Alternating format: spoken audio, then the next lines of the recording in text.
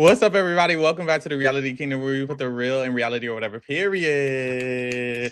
I'm your host, Arrow. We are joined by Miss Rhonda on the rides, Miss Dave Summerhouse of it all, and Miss Josie. Yes. How y'all feeling, y'all? Yes. Doing good, Baby, I'm feeling like great. summer has approached. Summer is on the horizon. It's springtime, but the flowers are blossoming, so the summer can be ushered in. I'm ready to swim, jump in the Yes. pool naked, girl. Like, Yes. I'm ready for it all. Okay. Yes. I love that for you. Can't relate here up in Canada, unfortunately. Weather is, It's like giving murky. places it's raining in others. We're not there yet. We're not there. We're gonna get there. It's hot over here, y'all. It was 30 degrees last week. Today it's 99. I said, okay, y'all playing games. I just hate it here. Why do y'all do that? And then if I get sick, I'm gonna be looking crazy, and it's because of the fucking weather. I can't do it. But first day of spring was what? Yesterday? Shout out to spring. We here. Shout out to Period. Spain. Shout out My to Phil. group came in and gave Chicago a little tongue kiss because it's 72 degrees here today, and we are grateful Amen. because we've had some terrible weather. Amen. But who knows? It may snow next week. This is Chicago. Who knows? But right now, we're enjoying a beautiful 72-degree day. I know that's right. How'd y'all feel about this episode? It was a little different. It had a lot of different things they were showing. I felt it was like a different vibe, but I liked it. It was a lifestyle, you know. Justice for Bailey. Period. Ooh. Period. That's where I'm at. Justice that's for right. Bailey. I know that's right. Rhonda, how'd you feel? Child, I'm glad Bailey got her little win with Ben and the little kiss, child. Like, okay, girl, but ain't no justice for Bailey. Bailey, Damn. yeah, Oh Lord. I'm Girl. glad that she got what, she got her little kiss. He got in the bed with her and they had a little chit chat. But other than that, Like, at what cost, though? Like, Bailey, I really can't. I don't see it for her, Miss Mama. She was over Damn. here getting so desperate and distraught for Ben, and then the only time you catch his attention is when you're pissing him off, and now you're geeking that you're making out in a game of spins. It's too much, chop. Okay, let me refrain. When I said justice for Bailey, I meant for that mid-season trailer, Mr. He wanted to sleep with me. Girl. You know, T, That's and what I Levi was waking up talking as about. well. Justice for Bailey. You Yeah. know what? She cute or whatever. We gonna get there. I don't dislike, but I liked this episode. I thought it was just fun in the sun for sure. There were some moments where at the end I was like, okay, we're getting serious. We got real. At the beginning, we were having fun. We was doing truth or dare. Like, it had a lot of stuff in this episode. I liked it. It was a vibe. Period. okay. Let's get into some of these conversations, child. Starting off, of course. They're playing truth or dare. Baby, now you care. Well, some people are playing truth or dare. Some people are playing footsies. Okay. That's what it's Girl, I was making the same faces as Sierra because, nigga, what? Like, What are you what's doing? going on? Sierra did not know what was happening. She was like, what? Like, Because what are we you with your foot? doing? What are we doing? I think this is what niggas do. He does this and he pretends later on tomorrow. I kept hearing him say, "Oh, I don't remember anything that happened last night. Oh, I can't even remember that." You remember exactly what the fuck you was doing when you was reaching over, grabbing that thigh. Like, you want her bad, as you should. But this was just so, I thought it was a little corny, me personally. It was. But he did his little one too. He got close to her, so that's what he wanted. That's what he got, I guess. Also, don't put your feet on me. You not a feet girl. Don't ever put your feet on me. You can I handle agree. your feet on my Especially feet. if we not cool. If we cool, you might, we on good terms. Maybe I'll let you do a little 1-2. But Yeah. don't put your motherfucking feet on me and we into it. Ooh, that's T. I see that. I don't mind a little foot, but definitely if we beefing, don't be footsie. Don't touch me at all, actually. Scooting your chair all over. Like that, it was just so weird. Like, what are you doing? I think what's weird about Wes is that it seems like he's very affectionate or really wants Sierra on display when he is drunk. Yeah. Like, that's the only time we really see him do anything. I don't know if it's liquid courage. I don't know if, when you, like, there are different types of drunk people, people who are, blah, blah. Like, maybe he's the type that needs affection. I don't know. But because he was saying the same thing about Sierra, about how he feels like they don't really connect unless it's nighttime and Ooh, that's T. Well, that's my point. Like, I just feel like until they have sober conversation one-on-one, where it's like, okay, let's just leave everything on the floor. Like, let's be real with each other. This to me is weird because of course you're gonna look at the camera doing like look at how he's moving. It's weird. I agree. That was it was just interesting. An interesting choice from him. She was like giggling here and there, but I don't know, just boss up and be a man. I think it is giving Liquid courage. I think it's giving, he don't know how to be a man and flirt and do what he needs to do in the daytime. And then he's also kind of like saying how she's only interacting with him at nighttime. So I guess maybe he's thinking this is my chance because we're drinking. I can use that as an excuse. She's probably a little bit more open to it. So he's like trying to take his chance. But I don't know. Like, we grown at this point. What is he, 30 something? Like, I don't know. He's act a little bit more grown. I feel like this is more like, this is a smooth move when you in college and you in the college frat room. No shade. Like, honestly, at this point, Sierra need a KJ. She need a nigga that's buying tickets to the game, going out on dates, doing this, doing that. Like, both Jesse and Wes are so, like, dancing around. And it's really because as white men, they don't know how to deal with black women. That's really what I think it boils down to. Is you see with KJ, he knows how to deal with a woman of color. When you grow up around it, you know what they need. It's not that difficult, but they think because she has these boundaries, she has things that she will put up with and she won't put up with, that they have to dance around it. When in actuality, you just have to go full force. It's the pussyfooting that's annoying. And I agree because he made her look like a fool. Like if we're being real, both Jesse and Wes have both put her in situations where she hasn't been put in the best light and she's been looked at very negatively. And there's a conversation about blackness on TV later on, but they both contributed to some very negative experiences for her. So what Wes needs to do is, instead of the confessionals and trying to play cute and ha ha ha and be the joker or the jester, I need him to step up and be like, you know what, I actually do like Sierra and I don't know what's going on, but I need to talk to her, and actually go up and talk to her. It's not her place to then come talk to you to figure out. You're the reason you're in this position. Like, she didn't choose this, you did. So I like that team. Talk your shit, Jesse. I agree. Also during the Truth or Dare, Bailey got her little 1-2, her little kiss with Ben. I guess it was cute for her. She was trying to act like she didn't want it, but she wanted it. Also, Amanda and Kyle kissing, and Kyle being like, finally, I can wrap it up. Crazy. Wrap it up. Insane. Oh my God. Kyle is so funny because it's clear. I don't know about the cheating allegations. Like, he's done it once. Once was enough for me. But I can't lie. I do really think that he really does like Amanda. It's the fact that they can't get along and sort it out. I think both of them love each other weirdly, but they just can't figure it out, which is so strange. Like, y'all are married. Y'all are committed. What is not working here? Like, you clearly love each other. You've been together for so long. Like, there's no way you don't love each other out of that. But I thought that was kind of funny and kind of cute that they were kissing and he was like, yes, like, whoa. But Bailey and I forgot his name, Ben. Girl, Ben, yes. Bailey and Ben kissing. I thought it was embarrassing because she was so giddy about it, but she was trying to pretend not to be. It was like, well, he was calling her a good kisser. You know what I mean? So it's not like the chemistry wasn't there or whatever. But Bailey, at what cost? Like, he just yelled at you. You spent a whole night in your room and not girl. A whole night in your room sobbing because he checked your ass about your smart flip mouth ass comment, and now you're like, oh, I can't wait to tongue him down. Girl, please. I think after she kissed him, she was like, you know what? Let me move on to Carl. That's what it was given. Girl, I guess. Ben also streaks his booty all out. Love that for him. And then Jesse and Levi have a cute little kid. You know, they do that little 1-2. It was all cute. It was fun. I thought it was lighthearted, which is why I did like this moment. I thought it was fun that they were having fun. Like, it was nice to see them like do something other than eat dinner and argue. Like, it was nice to see them like, okay, like, let's play some games. Let's get into it. We still want Levi to have a storyline. I thought maybe it was going to come through this game. Did not, unfortunately. Child, after this, Ben does speak to Bailey one-on-one. He apologizes. Look how she looking at him. Girl.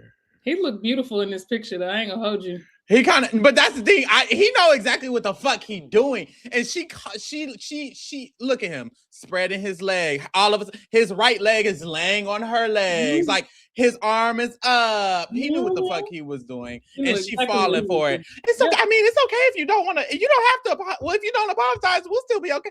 Damn, girl, like let him at least do it. Like shit, I need her to step up, stand up, queen, be a queen. She can't do it. Weak in the knees about him. Weak. I don't know. Like like you just yelled at her. Well, can we be real for a second? Like, let's really do this. Like, so he was mad at her because she made a joke that they've been making in that little house, and we know there's truth to it now that we've seen the season preview. I was always on her side regardless of that joke. That joke to me was a joke. It wasn't serious. Y'all made it serious, and the reason why it hurt is because it was true. You were trying to fuck your man's missus. So I don't want to hear this. Like, him yelling at her was so weird, so strange. And then he was like, I can give her more. And he was like, you buck up to a woman and all of a sudden you're excited. You feel like you got get him. It don't stink. Like, that gave me the ick. Like, I was like, ew. And for him to come next episode, come and kiss her and try to, like, if they were really gonna try to fuck, they would have fucked. But I think I think a lot of damage was done, and I don't know. No wonder she didn't stay with you and she picked KJ. Here we are. No, say, Dave trying to talk. We can't even hear him. Child. Dave, it's giving me all them kids, baby. You muted me? Oh, you here? You here? Oh,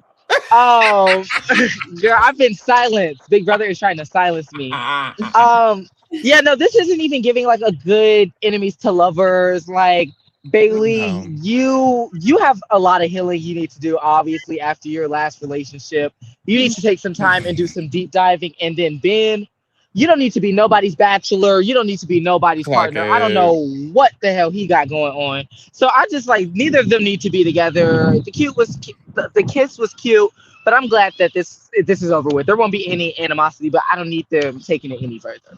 Period. Did y'all notice he like made a similar joke to like kissing Amanda when they were doing the kiss, the whole spin the bottle, because Amanda was like, oh yeah, we're spinning the bottle, and then they were talking about how they're married, so they're not gonna be kissing anyone, and he was like, oh no, it's fine. I mean, everybody should just kiss everybody. I mean, who cares? Bitch, but when Bailey, right? Like, why are you doing this? And he hadn't apologized yet, mind you. So you're making the joke. You get to kiss her, and then you're gonna apologize. You're a freak. And then Jesse Solomon can make the same joke, and you don't buck up to Jesse Solomon. That's what I'm saying. This man is weird. Like, you pick and choose, and you pick a woman who's already on the outskirts. Like, hello. Anyway. Hello, gag. Child. After this, we see they go back home. Well, what's it called? To the city. They go to the city, and at the city, we see some interactions. We see a healthy couple and another couple. No shade. Like, they was playing in their face by playing these scenes back to back. No shade. This is so funny. Cute little KJ brought her to box. Okay, wait, y'all, clear it up. I thought Dara said she knows. Did Dara say she knows how to box? And he's like bringing her to box because she knows, or is she saying that she doesn't know how to box and he's teaching her? I totally got lost in her little flashback. I was also confused because she mentioned that her mother got her a boxing thing. Right. Yes. It seems that she don't know how to box. So I was like, is she? You know, when you pretend that you can't do something and have a man make them feel good about their real. You know them ones. I've been guilty. I don't know how to do this. Yeah. I don't know if it was that situation, and that's why I was confused because it felt contradictory, but that's what it was giving to me. Mm-hmm. Yeah, I definitely could not tell. I feel like she was saying like maybe she like attempted to learn or had some lessons when she was younger, and now she's coming back into it. So maybe she hasn't done it in a long time. But that part was unclear. I didn't really care. I was just happy to see them doing something together and being very cute and dating and doing, you know, what a man doing what he said he was going to do. Yeah. So heavy on dating. Thank God. Yeah. Thank God. We don't usually do this. Because even if I couple ain't dating. I'm so obsessed with this pairing. They feel actually compatible. It seems like they like each other. Yeah. It's very refreshing after, you know, Amanda and Kyle. It's like, wow, like people can like each other. And so that I love that. And I was confused as well because it's like, girl, I thought it's giving Clarissa Shields, but then you got him teaching you how to box. I didn't know what was going on. Right.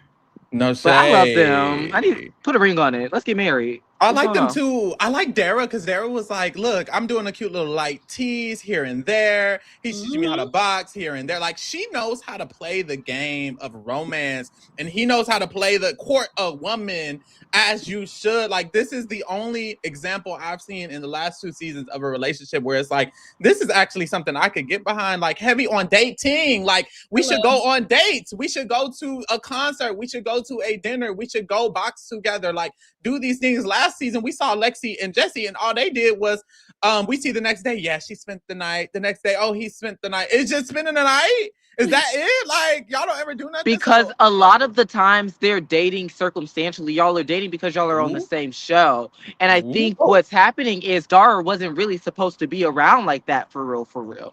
You see that as it's going on, she's coming around. She hasn't even really been at the summer house for a weekend. This, like, next weekend will be her first weekend. And so I don't think they were expecting that. A lot with Lexi, it was like, oh, girl, we in the same house. And it's like, we're dating and we're at breakfast. But it's like, with this is an actual genuine connection that they had harnessed.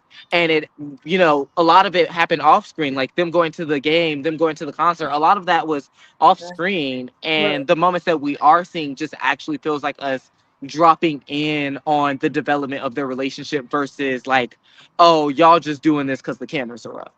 That's real. I'll be honest, like having seen the preview, it's making me hard to not take certain things that are going to take place in the future in mind. Like, I don't really know what goes on truly, but I think that's, to your point, it being authentic and genuine, and then her bringing in the mesa later, from what even though we don't know the details, is why I think she got her cast photo is considered cast. Because she wasn't supposed to be in the summer house. And I think what she has been able to contribute, producers were like, nah. Like, we need to. Yeah, this is more than Levi, baby. This more than Bailey, baby. Exactly. Before we get to Flopmanda and DJ Kyle, I did want to say, how do y'all feel about like a gym date? Like, is it giving sweaty and your balls stink and your armpit? I don't know. And maybe they don't get that sweaty and I'm exaggerating, but gym date, yay or nay? It's never giving gym date. Y'all would do it? Okay. Wait, Dave said no. Rhonda said yes. Rhonda, why yes? What is this? If it's something that we're both interested in, it's nice to explore those options and do things outside of like eating and drinking all of the time, right? Like, I like working out. I think it would be sexy to work out with a bae. And then we can go little hip thrust and go on about our day. But I also I love quality time. So you could tell me you're going to run errands and go to the grocery store, and yes, I want to go with you. So yeah. See, but that don't really feel like a date. Like rock climbing, that's a date. Like, I like to do physical things, but going to the gym, that's like, girl, we running errands. Like, we going to the grocery store and then we go to the gym. Like, it's not giving date. I think it depends because to me, the gym is a fun. I think I see what Rhonda's saying, because for me, I like going to the gym for fun. Like, the gym is rock climbing, bitch. So low key for me, I think if my man was like, yeah, let's go to the gym, I wouldn't count it as check mark. He took me on a date, but it would be like, this is like a mini quality time. Yeah, this is a quality time. I wouldn't go on a gym date with like someone who wasn't like my man confirmed. That too. That to me feels a bit much. Like, I'm not gonna lie. When I'm at the gym, it's not giving sexy. Like, I show up, hair back, maybe even a bonnet on or something, like the hair protected. You know, I'm wearing the baggiest clothes you can think of. Like, it's not giving. It's not that's right. Influencer. It's not giving. I can assure you that. Like, and I also don't want to be disturbed. Like, my headphones are on. That's the. But if the thing is like, I'm a dancer, so if he was like, oh, we should go to the dance studio where I dance out. Like, I feel like that's very physical, especially depending on the genre or the style of dance, and like what level of dance it is. So that to me would be fun early on because that's something I do anyways. And I need my man to have a little bit of rhythm. So like those are things like I feel like there's a middle ground, but I lean same towards like what David said. I'm glad you brought up dancing because I find my man like I've talked to dancers often. I don't know why dancers are just attracted to me because they can move. Yeah. Okay, but this is my problem. I'm gonna be real, y'all. I'm gonna be real. The most awkward thing is when somebody is dancing for me or in front of me. Like this man, the man I was talking to, he came over one time and he did a little dance and. For me, I was like, this is awkward. Like, Did he do an interpretive dance just for you? I think if any time where you're a solo audience member, it's going to be awkward. It doesn't matter if someone's singing, if someone's performing a monologue, if someone is tap dancing. Like, if you're the only person in the room, it's going to be weird, regardless. That's what it was. I'm sorry. I need to really visually understand what was going on. Was it giving Jocelyn Hernandez and Stevie J at the studio and he's just dancing in front of him? Like, is that what that was? Yeah, like, was it interpretive? Was it like, it was giving. First of all, I'm gonna be real. Even if they're not dancing for me, it's something about it still cringy to me. I don't know why. I don't know if it's a man dancing, but men can dance. There's nothing wrong with men dancing. Let's get that clear. And some men dancing is very sexy, but for some reason, it's like if I see you dancing, I'm like. So you wouldn't say you're like, it's not giving Tina from Bob's Burgers. You're not into Jimmy. I'm not into it. I'm sorry. Like, I don't know. It's for someone else. It's not for me. But I will obviously entertain, date, whatever. It wasn't a problem. We still did the do after that. But I was just like, this is awkward. Like, girl, why are you dancing? And she was just dancing for fun. And I was just like, okay, girl, go eat it up. I think it's time and place. Like the equivalent of that for me is when I watch reality TV and I see a man start singing to someone. Like Who Wants to Handle or Love Is Blind or whatever show. Girl, Pop the Balloon, they be singing. A man stands up and starts singing out of nowhere. Like I get a visceral reaction. Like I get the ick. Like the Jesse Solomon song from last season. It was hard for me to go through. Yeah. But they were into it, so it was fine. But when it's like two people and someone's singing and it's because the other one is just right. And it might not even be good, so you have to pretend. You have to smile and nod. Yeah, I'm too silly for stuff like that. Like, please do not randomly burst into song or dance in front of me. I'm going to laugh, and it's not going to be something I can control. And then you're going to be thinking I'm making fun of you, and I am. Like, don't give me a little warning. Like, have you ever heard the song, Twinkle Twinkle Little Star? I'm like, no, I never heard that. Oh, Lord. You mind if I sing a little bit for you? Like, prep me. Even that, I gotta say, no, I'm a pass. I would be like, I'll pass. We're in the age of the internet where it's like, girl, just record a little video and send it to me. Like, post it on TikTok, girl. Post your video and then send me the video that you posted and I can hear it there. Like, I don't have to be alive. I promise. I don't have to be alive. Because if you're only performing for one person, you're doing something wrong. Very much so. Perform for everybody. Thank you. DJ Kyle. Kyle and Amanda, they talk about how Kyle cannot sleep. He said he got 1 hour sleep, 2 hours of sleep, yada, yada, yada.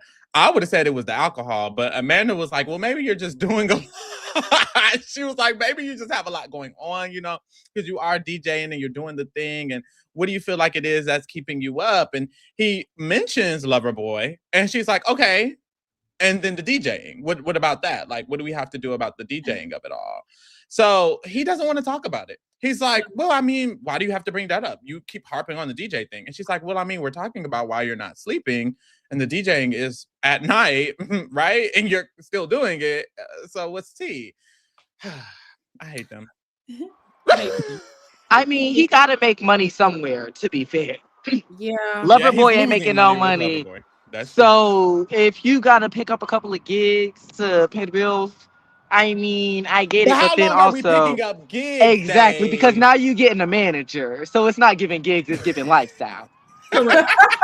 And stop playing with Amanda. Like she doesn't want you to DJ. So that every time that you mention, you could say, "Oh my God, my toenails are growing too fast." Well, if you weren't DJing, Maybe your toenails been growing It's gonna back. get brought up. You'd be like, oh my God, I have diarrhea. Yeah, probably from DJing last night. That's why you have diarrhea. So you already know this bitch got a problem with you DJing. So like, y'all He need be to acting work that out. surprised. Like, address it. Like, let's Yeah. address the elephant in the room. She doesn't want you to DJ and you want to. Yeah. Okay, I was thinking about this when I was watching the show, right? They're not a couple, they're married, okay? And in Period. my mind, when you say your vows for better or for worse, for sickness and in health, all of those things, someone having a DJ career, you should know if the man you want to marry is interested in being a DJ. I'm going to be for real. I don't feel like that just comes out of nowhere. I feel like there's little hints of it and interest in music and things like that. Like, and the thing is, when they mention his DJing, they talk about the fact that Kyle, when they every summer house, he's the one who controls the speakers. He's the one who's playing the music. He's the one who's doing this and doing that and da, da, da. So part of me was like, yes, I understand that you didn't sign up to marry a DJ, but you signed up to marry Kyle. And that pipeline to me isn't crazy based off what we know and what we see and what his other castmates think as well. You know what I mean? So that's, you know, sometimes I'm like, Amanda, can you really be mad at your partner for pursuing something that they love, right? Like if that's the person you love, then I feel like you should be supporting them in their endeavors. I think the real issue here isn't actually the DJing. I think it's something underlying that, but she keeps saying that it's DJing. I don't think it's DJing. It's going to solve the other issues that you have deep down. And then if anything, if he stops DJing, he might even add resentment towards you. So this is not the solution that you maybe think it is. And that's why I feel like the whole conversation to me is like surface level. It's kind of giving Wes and Sierra where we're like talking about things, but we're not really talking about them. Yeah, I think you bring up a go ahead.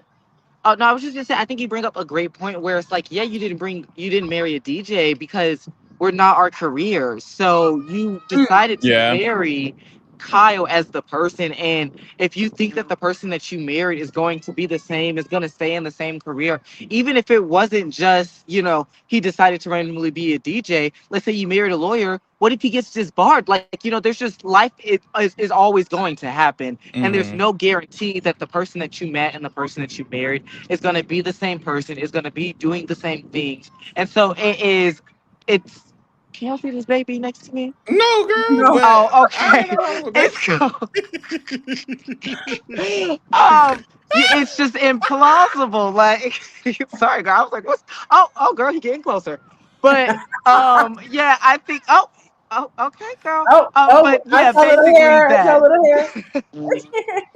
No, you're spilling though. I really feel like it's what Josiane said. That girl not mad at the DJing because honestly, especially the more y'all talk, Kyle is still Kyle, girl. Like it's not like he became a DJ and he turned into Dr. Facilier and now he's casting spells at night and he's doing voodoo. Like it's still Kyle. I don't know why I went there. I don't know why I went there, but. Like, you're still married to this is the same nigga he was when I saw him on the previous season when I went and saw the past clips. This is still Kyle, baby. So it's like, are you just unhappy with Kyle? It sounds like you are. And there's nothing wrong. Honestly, I don't think there's anything wrong with this man DJing unless she feels like she's not having enough time with him and all of these other things. But that's the thing. You're not mad he's DJing. You're mad you don't have enough time. You're not mad he's DJing. You're mad he's drunk. You're not mad he's DJing. You're mad that he's doing this nightlife shit. Be mad at the actual thing. Stop claiming that it's this because there are many DJs who do come home to their families as soon as it hit midnight. They're done with their set. They do the early sets. They let someone else take over. Like, if that's your problem, you need to address your problem. She's not good at communicating what she wants to say. And he's confused because honestly, her argument isn't, I don't think her argument is sound enough. So when she's saying, why are you DJing? He's like, well, girl, I need to make money. Or, well, girl, I want to DJ. Well, girl, I want to do this. And to him, he's like, I want to make the money. I want to DJ. Why does she have a problem with me wanting to do what I want to do? I don't have a problem with her wanting to do what she wants to do. Well, that's not necessarily true. But still, it's like, I don't know. Like, she needs to address the problem. The problem is, baby, if you're going to DJ, you need to come in at 12. And also provide a solution. I'm so solution-based. I hate having it. I would never, ever bring something up that I have a problem with that I don't follow it up with a solution. I would say, well, babe, if you're going to DJ, maybe you need to start cutting your sets off at 1 a.m. because I don't want to hear nothing about you being sleepy and tired when you're out until 4 a.m., obviously. So we need to start cutting them off at 1 a.m. If he isn't cutting off at 1 a.m., I'm going to be like, well, babe, I told you last time you need to cut off at 1 a.m. You're not doing that. So at this point, now you're just not doing something that's healthy for you. Now you're unhealthy, and I'm in a relationship with someone who's actively trying to fuck up their own health. You have no sleep. So I don't know. It doesn't feel like she wants a solution. It feels like she wants to add another problem to the conversation. Yeah, and that's what I was going to say really quickly. Like, I want to hear her say what would make her feel better, because he's not going to stop DJing. He's been DJing since the first fucking episode of this season. Like, we know that he's not going to stop, at least not right now, because he has to try to make money to take care of your motherfucking ass as well as himself. You're not saying, well, let me get another job. Let me since we have this financial issue, let me see how I can contribute and help, because my issue is the DJing, not his issue. So how can I help? If money is the problem, how can I help? She's not saying that. She's also not, like you said, Pharaoh, not giving any solutions. When she can say, like, okay, you're not going to stop DJing. Can you DJ every other weekend? Yep. Or just on Sundays? You could do all day and night Sunday. But can we have Saturday? Or can we have Sunday? Can Sunday be our day? She's not giving no solution. She just wants it cut and dry because she wants to be single. My thing is, you're kind of spilling. Does she have a motherfucking hobby? I think people get bored. The thing is, she has her swimwear line, which I personally haven't seen her wear her own swimwear line. So push Loverboy in your face. I have yet to see her wear her line. I could be wrong. Should have a swimsuit from her. Yeah, so that's true. I mean, that is supposed to be her side thing, but I don't know if she's tapping into the influencer life. Now that they've broken up, she's kind of giving the Ariana Madix pipeline, the Lindsay Hubbard pipeline, where you're kind of like dissing your man in every promo ever, which, hey, she has the right to. This not do you, girl? I guess. But is complaining. But ultimately, like, I don't know if she. I sometimes it's okay to not want to do anything either. Like, that's true. You just want to rot in bed with your man. That's okay. But to your point, like what everyone has raised so far, it's the fact that she's not communicating. If her issue is I don't trust you because of the past, then I'm on her side. But it doesn't feel like she's communicating that at all either. So like, yeah, she's not saying that, child. But we move.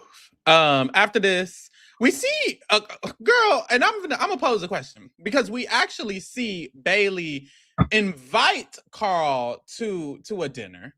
She's clearly interested, it seems. And then later on, we see flashbacks of a lunch, and then we see flashbacks of a lunch. A part of me is like, baby, we could have spent the time at the lunch rather than spending the time seeing her next to this wall. No shade. I don't know why we didn't get the actual lunch, because we started getting flashbacks, but maybe they were trying to organize it in a way like we can recount these events through the episode. But that threw me off a little bit.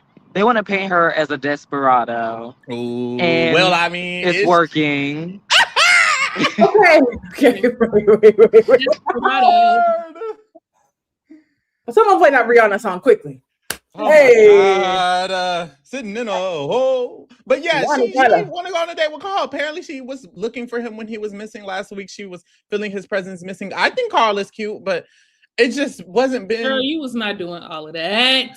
You was not feeling his presence missing. Stop it. Oh my God. She was really worried about Ben, y'all. That was yesterday. That was last week. She was. So it's like, why are you lying? Took it out of her. Like, it was like, when Ursula takes Ariel's voice?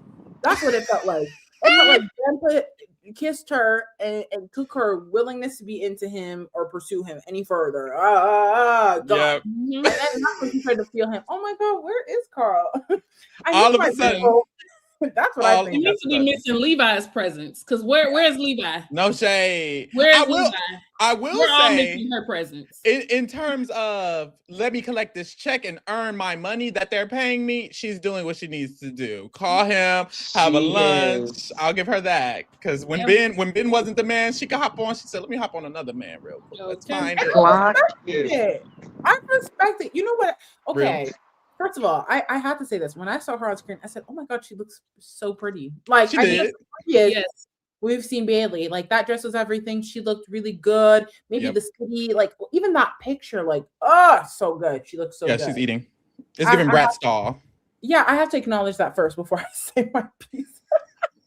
I think, some people want to meet people through friends of a friend. Sometimes you want to meet someone at work, blah, blah, blah. We're trying to meet people in real life. And there is nothing more in real life than a summer house. And it's a little shop around. She didn't promise nothing to nobody. That's true.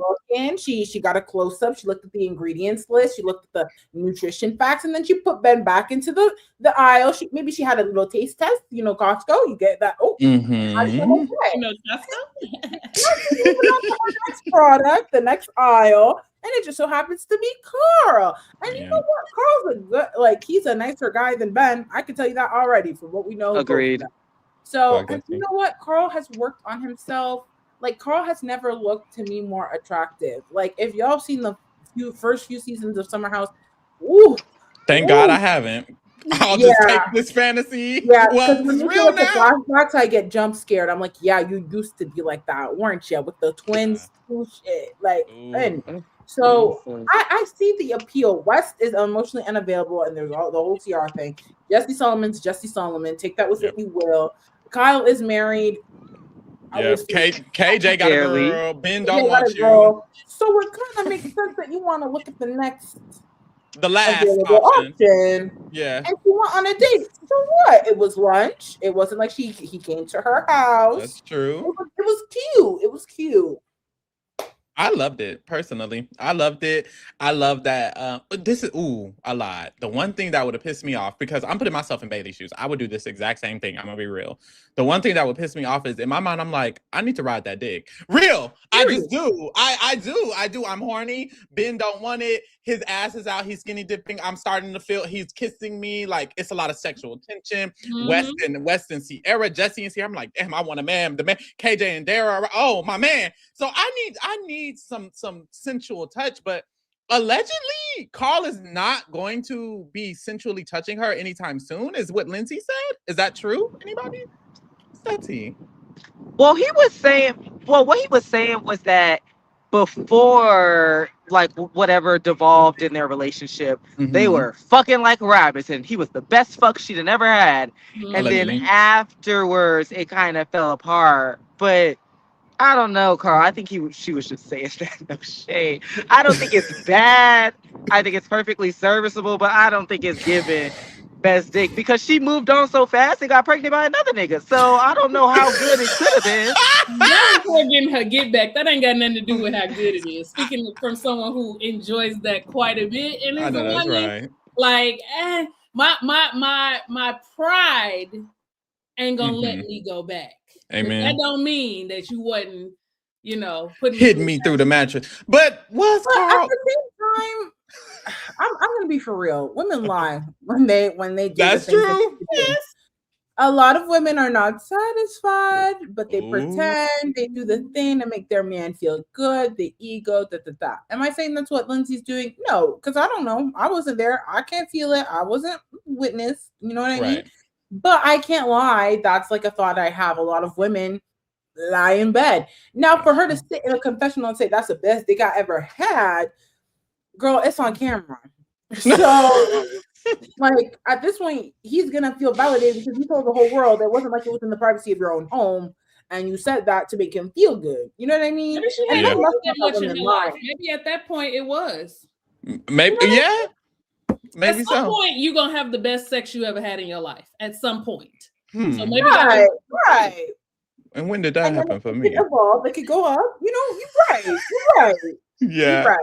It could happen. Well, I don't know, but I think I don't know if Bailey was hoping for that from him. Maybe she's not wanting sex with anybody. But I'm just saying, if I was her, I would be, and I would be a little bit like, damn, I hope I can really get that from him. So wait, I feel like we have to participate in this. What? Mary in the chat said, "Raise your hand." Who has lied to their man? And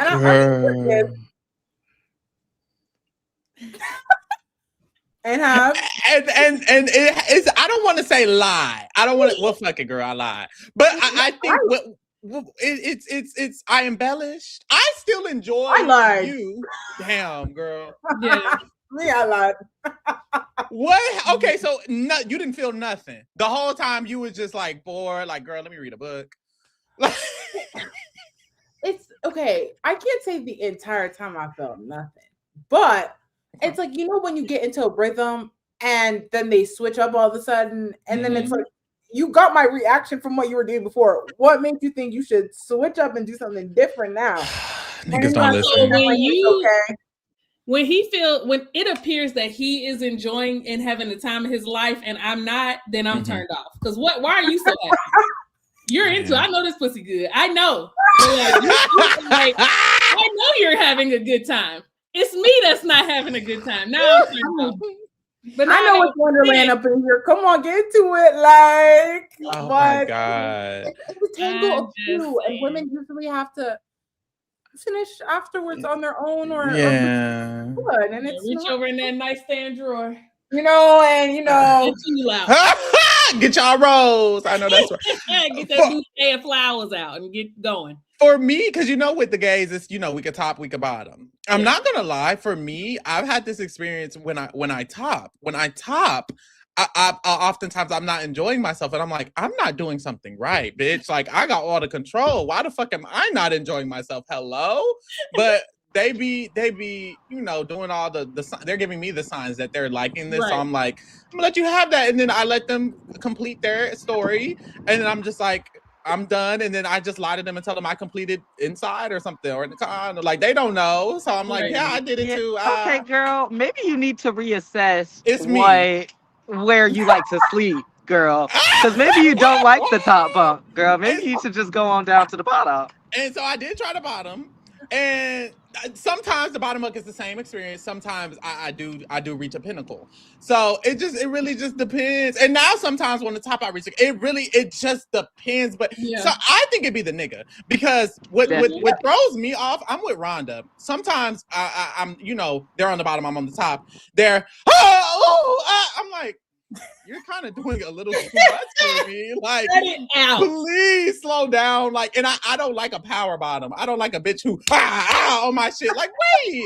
Agreed. You do it too much, bitch. Please, because now I'm like, okay. Girl. Like, I'm looking like this. Like, and they face down thinking they eating that up. And I'm like, girl, you sniffing the poppers, you gripping. It's too much. Like, it's please. Too much. Scratching my back. And I don't mind a sensual back scratch, but you hold the fuck on. God damn. But hey, we moved. What was we talking about, girl?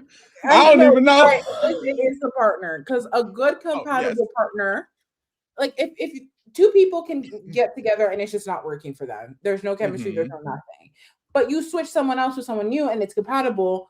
It just depends on who you're with, like even experience, comfort level, safety. There's so many variables and sex and all that. It's not that simple. It's not that simple as in like just doing it. You know, there's more to it than that. For sure. Child, we move forward. They're about to have a party or a dinner, something. And beforehand, we see a few conversations. We kind of already talked about this KJ and Carl conversation because they're recounting what Lindsay said, et cetera, et cetera.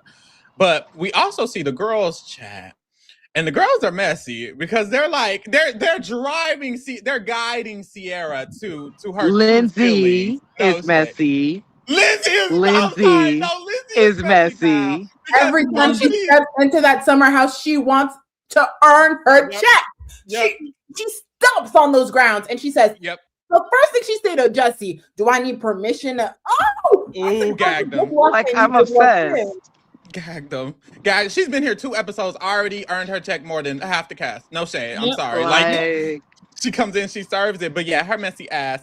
She starts this conversation and they start talking about how with Sierra is her interest with Wes actually done. And then she says, well, you know, for me, with Carl, I will never go back. I will never even look at him. He disgusts me. I would never. That troll from the dungeon would never get the look of me ever again. So if you don't feel like that, then I mean, maybe the door is open. And Sierra's just like, well, when you put it like that, like, I don't feel that way. Like, girl, calm down. Why so extreme? She's like, well, girl, if you don't want to murder him and bury his ass and take his money and rob him and fuck his mother over, then you aren't serious. And she was like, I mean, like, it's not that deep. Oh my God. But honestly, I think in a way, when you go, I do that sometimes. I go to the extreme to really show you your true feelings. And I think really that does help because, you know, in a way, I think Sierra was like, well, I don't feel any of those things. I actually kind of want to fuck him. Like, I think it helped her realize, like, the door truly is not closed because Lindsay is explaining all of these emotions. She's like, I don't feel any of those emotions. I'm actually fine with West. West is perfectly fine. Sometimes when he's flirting, I low-key like it. So I think in this moment, Sierra is able to kind of like, you know, relax, especially because Lindsay's going so dramatic with it. It also like helps like clear the room from like any tension or any anxiety she might have, because Lindsay just said this so dramatic thing. So if she's just replying and she's like, well, I don't feel that way, then she can express her feelings and then she won't feel awkward because Lindsay just went so dramatic and wild that it's like, well, girl, no one would agree to what she just said. So I can say it. And now she's being open with her girls. And I think it worked, you know, it was smooth. It was a smooth operation. But I don't agree with that, because just because the door is open or the door is cracked doesn't mean it's the right thing. I'm pretty sure crack addicts are like, I mean, if I could give crack a chance, they would. So just because the door isn't completely closed doesn't mean that it's the right thing to go back and do. Okay. You know what? And I really agree with that, right? Like, there are moments in your life that you know you shouldn't be with someone, even though the idea of being with them brings fondness or brings back emotions. At the end of the day, logically in your head, you know this isn't going to end anywhere. If you're, for example, if your end result is marriage, you know for a fact that you're not going to marry this guy. So what's the point of like going through it again when you know it hasn't worked already the first time? And I feel for Sierra in that moment, because I think that's logically where her head is at, because they did try, right? And it didn't end well because of certain circumstances. But I feel like there isn't closure on her end, not to mention that they have to see each other all the time, or they run in the same circles, and that they're like constantly in each other's orbit. Like, she can't have a clean break from him to potentially even try to heal.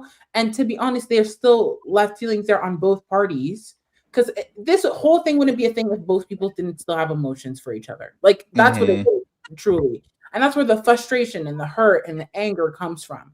But I think deep down, there's two things. There's one, if she goes back to West after everything she's been through, everyone's going to talk about it. Everyone's going to talk about it. And, you know, she mentions how it was the first time when it didn't work out. So that's one thing. And two, it might be also, I know that it didn't work the first time. I don't think he's changed as much as I want to, as much as making these ideas in my head that, you know what, maybe he has changed in the last few months. It's been a few months. People don't change that quickly, unfortunately. But you have this idea that, oh, maybe you did change in the last 3-4 months. Maybe you can be different this time. And that's not the case. And he's kind of exhibiting it. And I think she's like also realizing it, but she doesn't want to accept it because of her heart. That's what I'm thinking. I see that. Child, we get to the dinner. And I mean, shit, it gets real. They start putting it on the floor for sure. We had a few conversations before this, but it was really just them recounting the Lindsay and Carl of it all, the KJ and Dara of it all. We can move on. No shade, because we already talked about it. But we got to the real tea. West reveals that, oh, he has a better understanding of the mistakes he's made now that he's seeing that other people have done it to him, that other people have experienced it as well, of people talking in the tabloids about their relationship. Now he can understand how that was crazy for him to go on all those interviews, multiple times. She was on the Traders. While she wasn't there. Multiple things. And now he can understand why he shouldn't have done that and why that's crazy, because it's happened to him and now he feels like, damn, that sucks. And Sierra, real as fuck, she says, look, I appreciate that you finally realized it, but it's crazy that you're just now realizing it, that it happened to you. Like, where's the empathy to where you really, it was not clicking for you to really like sit down, be real, be honest, apologize, all of that, until it's happening to you or others. It's like, that's crazy. And I agree. Like, nigga, what? Like, I almost would have been like, okay. Like, I almost kind of wouldn't have cared in this moment, because bitch, you didn't like get the backlash. First of all, you did this. You're the one who went on the interviews. You're the one who's discussed all of these things. So any of the backlash that was caused, it was because of you, and I had to endure it, and I wasn't even here when it was happening. So I would just be very annoyed, and I wouldn't really care right now to hear it. But she was able to actually have a full conversation and kind of express all of her feelings of being a Black woman, being in this interracial couple, which I respected. She was very like, I love how emotional she's willing to be on TV in front of all of these people and really just reveal all her feelings, because I think we need more of that. Like even KJ, like we need more specifically Black people being able to be emotional. Let these people be emotional. Let these people be sad. Let these people discuss it. So I liked this moment, y'all. I really did. Yeah, it was emotional. Like I think that, like you said, it took a lot of bravery to do that on TV, and especially for Sierra, but also for KJ as a Black man. It was nice to see him as a Black straight man be able to just like fully express himself and his emotions and talk about how he's impacted, because I feel like there's not a lot of space or opportunity for that for Black men often, and so it was nice to see that for sure. I agree. I am gonna jump in and be a little bit unserious because I know. First of all, I want y'all to know I do understand. But when Black girl. Cause what? When KJ was just like, it's just fucked up, man. It's just fucked up. It's just fucked up, man. I did chuckle a little bit. Like, no, I agree. It is fucked up, but it was I did chuckle just a little. I hate you so No, it was I did also laugh a little. But I liked that they was being real. I loved that he was being real. I think this moment is really nice for a multitude of reasons. Like this is one show, but sorry, the first thing is also like you should have kept that until the end. But I'm just saying, like, I think what was nice was that I can't stop thinking. Y'all finna piss me off. What I thought was nice about this whole situation is this is a very small moment in the grand scheme of reality TV and the reality TV experience for Black people. Like, yes, there have been other Black castmates on Summer House and things like that. But to be real, for one, they're on Bravo. I'm gonna take a guess. The Bravo audience doesn't look like us typically. The average Bravo audience doesn't look like us. Is it maybe the same age as us? And that's okay and that's fine. But with that comes added pressure to how you present yourself. And then they go on social media. And then it's this. And because it's your life, it's not a competition show. It's not whatever. It's like people then feel the need to comment on your life and who you are as a person. People can argue this in the context of a game, but this is not a game, right? It's their lives. So I think that is a big important note. And for us as Black people, it's easy for us to sit here and nod and understand. 100%. It's different when someone who isn't Black and who doesn't have this experience is willing to sit there and listen and actually deep it, like, okay, how am I participating in this? And that's what I'm hoping. I'm hoping for more conversations like this. I'm hoping to normalize having Black people on here even more on different Bravo shows. Like, you know, people talk about Martha's Vineyard all the time. People argue it was boring. Some people argued that it was good and they just didn't get a chance, blah, blah, blah. I don't know. I wasn't there. I wasn't watching, to be honest. Because at that time, I wasn't even watching Summer House. But all that to say is that I felt like this conversation was a much needed one. And I'm hoping that it continues to bleed beyond just the show. Because I'm thinking of like Southern Charm, for example, where there's one Black girl and she is getting hated on because we're talking about Charleston, like, and it's not the same as New York. Well, let's start there, or Montauk, or whatever. So I just hope that we continue to keep this conversation beyond just this show, beyond just this episode. And it takes allies who are also willing to sit there. I don't know if y'all saw Kyle's Instagram post after this. I mean, he spoke on the show, but he also made an Instagram post that I thought was really nice. One thing about Kyle, he will back up his Black cast members. I know, that's right. So I'm not trying to like give white man praise because that's not where I'm at, but we need more allies also on these shows to support Black It shouldn't just be on KJ to support Sierra and me to support Sierra, and vice versa. It needs to be everyone. And in this moment, I was glad that there was a safe space where they could truly be authentic in themselves. Yeah, I'm so glad that they were all three of them, Mia, Sierra, and KJ, were allowed to speak. They were allowed to say, and not just speak.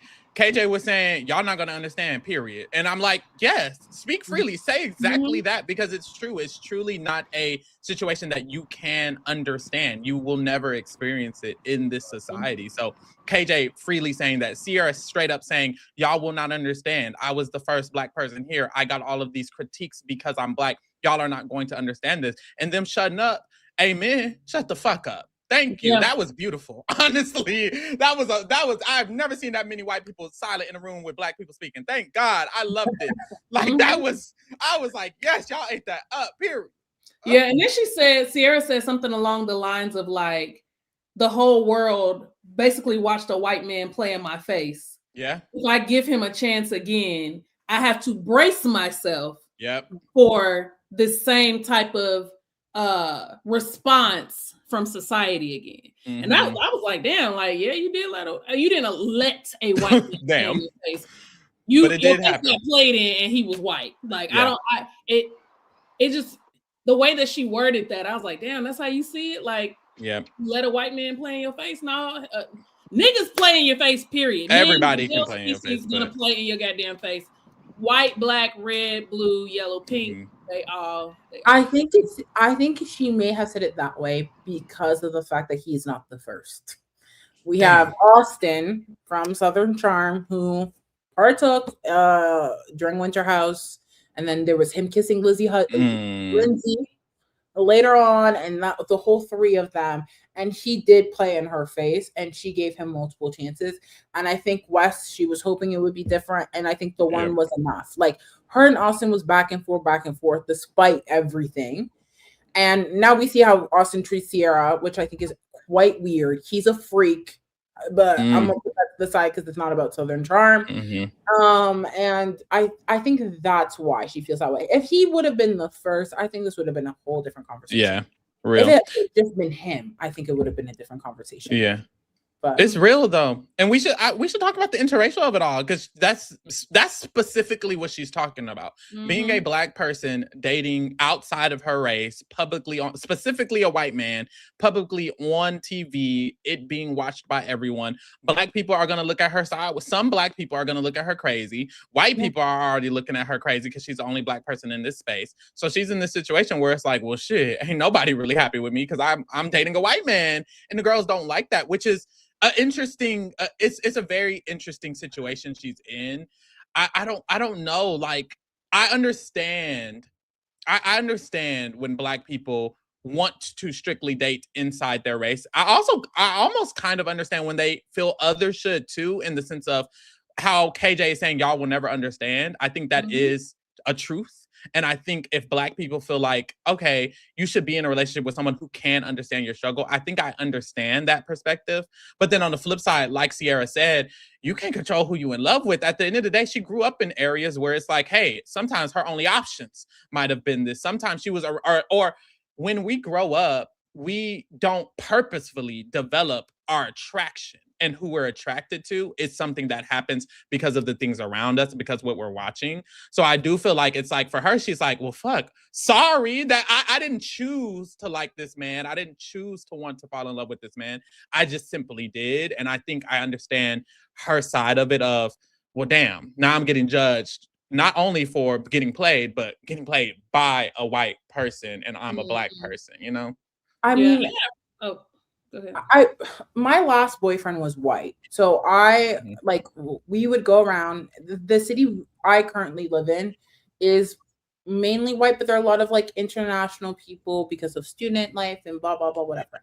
But the last one I had was white, and I remember one experience. We went into a store, and we were just chilling. We were gonna go get like food and stuff, and he like told me, like, by the way, there's these two Black people just looking at us, and they're giving us like the weirdest looks and blah blah blah.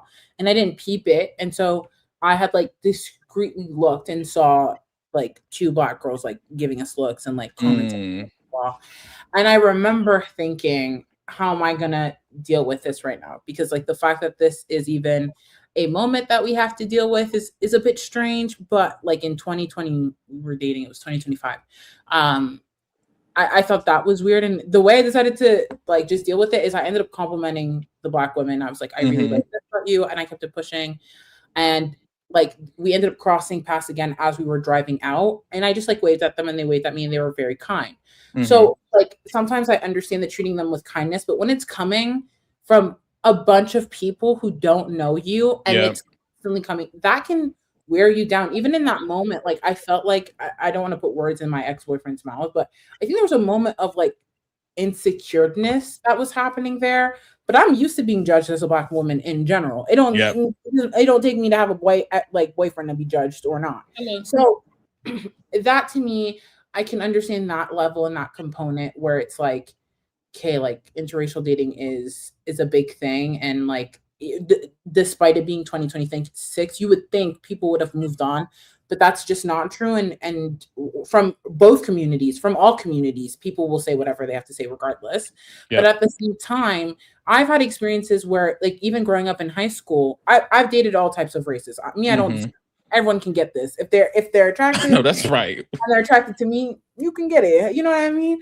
But in high school, I remember I went to a predominantly Black school, but there were white girls at my school, and I asked these guys, I was like, why do you guys keep pursuing like white women? Like, what? There's so many beautiful Black girls here. Like, why do you guys keep pursuing like the white women? There's nothing wrong with them. I'm just curious. And they're like, well, it's because like white girls are easier, or Black women are too much, or Black women are this, blah, blah. It comes even within our own community. And so that's what I mean. Like, being a Black woman is hard, period. Especially if we talk about dating, because there are moments where I'm in situations where I'm around all of these Black men and they have these weird connotations of Black women based off I don't know what, for various different reasons. And then you get put into situations where even if you go outside your race, there's still judgment. So you can actually never win. So I think for Ciara, what would be important is for her to, I don't know, like, I don't want to say not care about public opinion, because that's much easier said than done. But it's like, at the end of the day, take ownership and comfortability in what you have. And it's okay to make mistakes. It would be ridiculous for all of us to expect her to not make mistakes, especially within men. Men can manipulate you, do things like, you know what I mean? Like, I think we as the audience should give her grace. I don't care if he's white, whatever, if he's a guy, if he's a girl, I don't care. It shouldn't matter. But I get it. It's hard. It's easier said than done. No, it is, but I think that's the thing with just kind of Black people on reality TV in general is, you know, we're told like you have to be pristine and upstanding, but it's like, girl, if you want to be pristine and upstanding, you should have stayed a nurse. You own reality TV. So I do need it to get a little buck wild around here, and I think we need to share it because people are going to say whatever the hell they want to say. That's kind of where I'm at in just the political landscape, where it's like there's not too much more educating that can be done, because at this point it's just willful ignorance. And so people are going to think these things and have these connotations about you, and no amount of upstandingness is going to change their minds. And so you just have to live in your truth and just have fun, girl. You young and turn and hot. But yeah, like you said, Justine, it's definitely easier said than done, because like KJ was saying, when he walked into the house and versus when Ben walked into the house, they had, you know, Ben's just like, hey, I'm Australian. And, you know, KJ's very cautious of, you know, what are the cameras capturing? What can I say? What can't I say? And, you know, it's just a different experience. Yeah, it's very unfortunate. And it's like, I understand wanting to do that if you're on the show. I feel like I would decide not to give a fuck, and I would decide, you know what, I'm just going to be Pharaoh regardless, and they're going to take what they take, and if they have all of these ideologies, they're going to have these ideologies regardless of if I acted this way or not. I think Black people have so much weight on them when they're the only one in the space, and it's so unfortunate. And a part of me is like, bitch, I refuse to take on all that weight. Bitch, I'm not no elephant.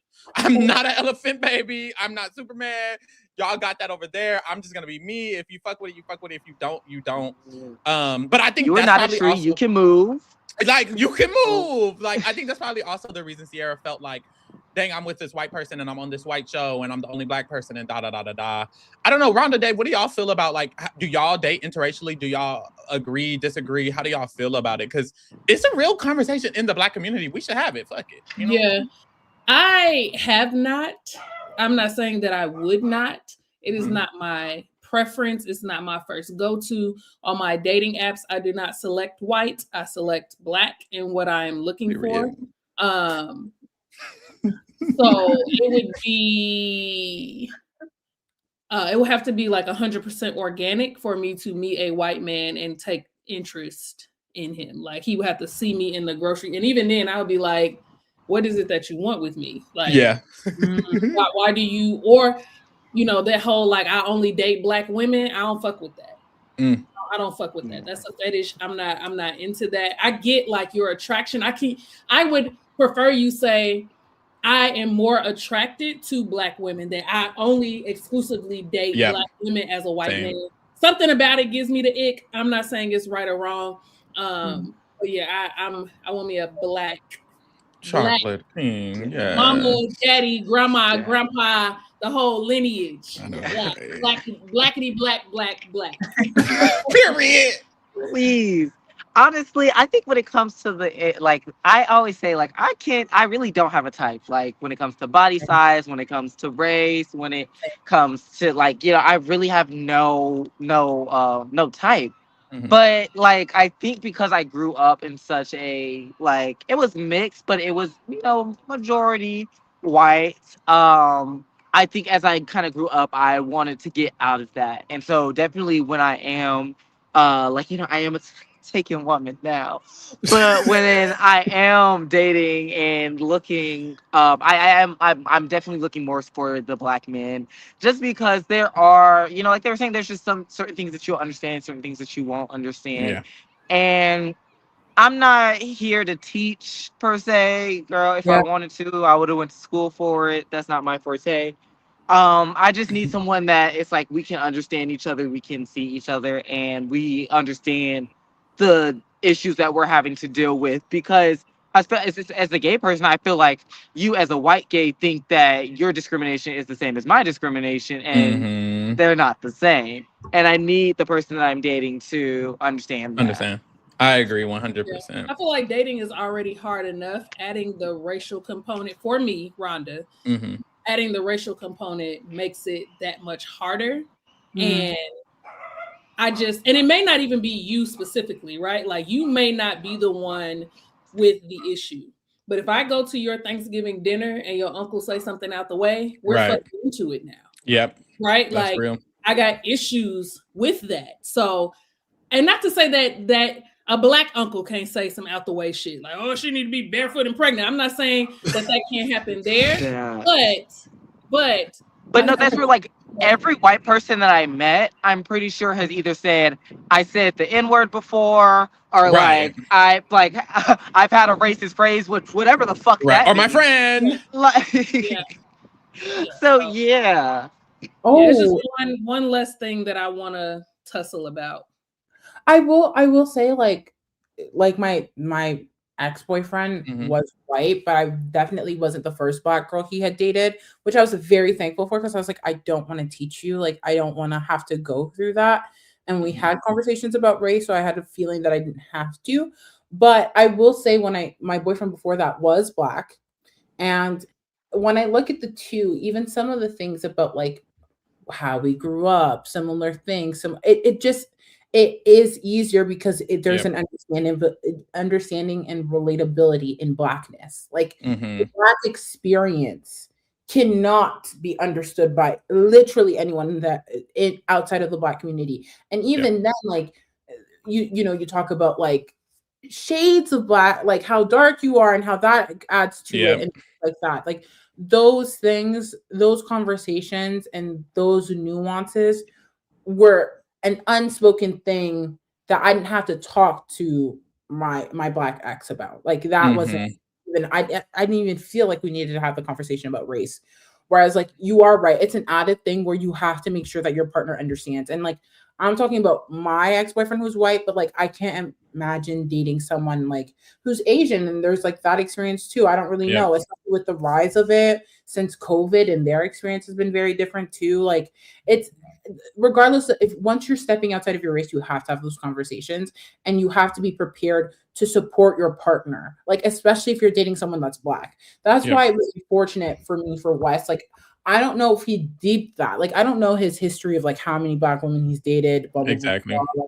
You know what I mean? Just because you have Black friends doesn't really mean anything to me. Like he had a bunch of black friends show up. I don't know if it was this season or last season. I can't remember. At his party, and it was like, oh, he got Black friends, and it's like, yeah, that's one thing, but like dating someone, like being a friend, you need to support your Black friends, but dating someone, like that's just like an added thing, and you need to be prepared for that if you're dating a person of color in general. 100%.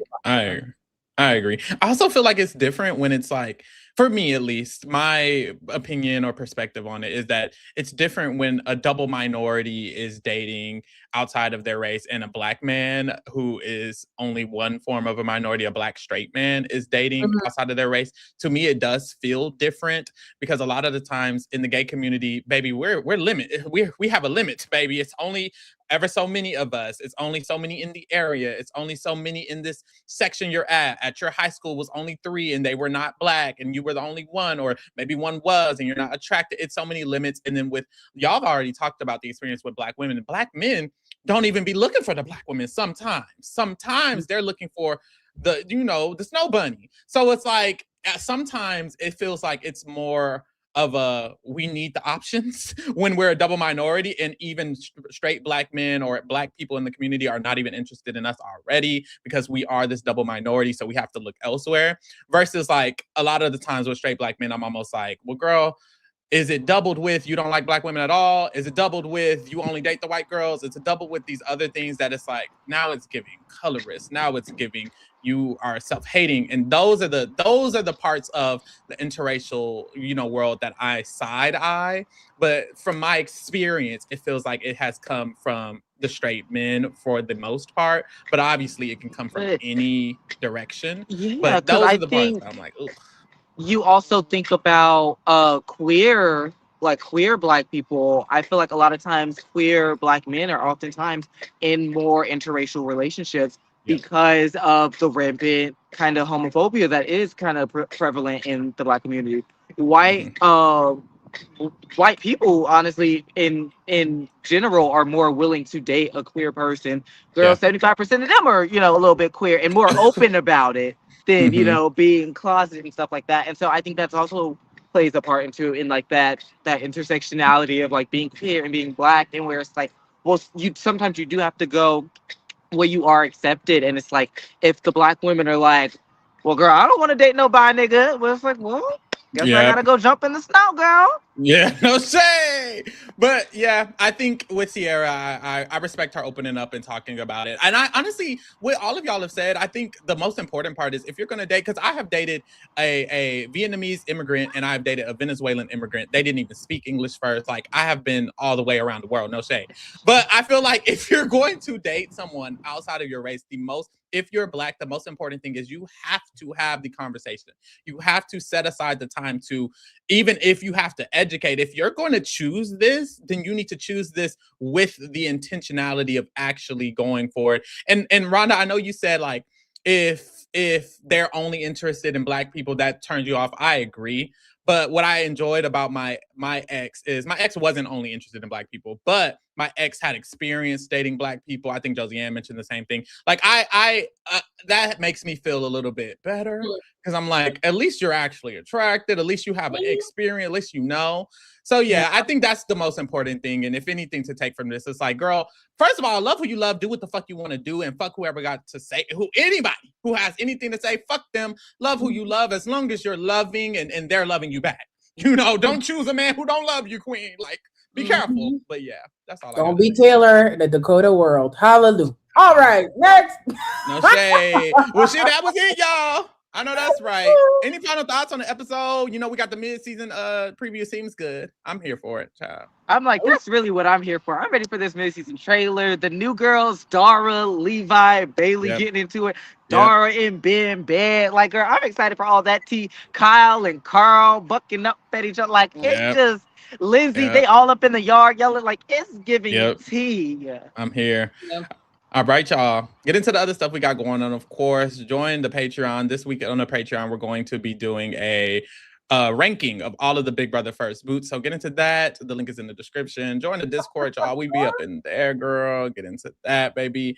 Send in your vote for one of these shows. Like we keep saying, baby, the votes are tied. Y'all really not voting. Y'all really not voting. Y'all don't be voting at that polls. That's why that man is in office. Y'all need to start voting.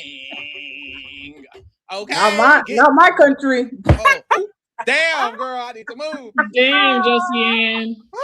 And get into everything we got going on in March. The Bachelorette is canceled. God damn it. So we won't be covering that.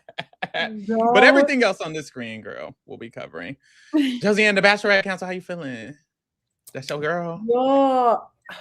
Yo, Taylor. I'm really sad. Like, I'm thinking about when we podcast for Secret Lives of Mormon Wives to wear all black in honor of the death of the season. What I need someone to do, y'all be leaking every other album, every other. I need someone to release the tapes. Release the files. Release the files. Drop that whole season. NBC, you already spent the money. If you're not going to show it, don't shelve it. Put it on there so that we can give you more publicity. That's what I'm saying. There's no such thing as bad publicity, to be honest, at this rate of time for ABC. What are they going to do? They're not going to lose anything from it. So drop the season. And yeah, I'm sad it's gone because it would have revived that show. It would have. People were Bachelor Nation, and half of the people knew that she was a mess. So we wanted to see what would happen, and we were sad and we were excited. Like, hello, come on. Anyway, we hear y'all. Thank y'all for keeping it real with the kingdom, baby. We out. Bye. Here we is.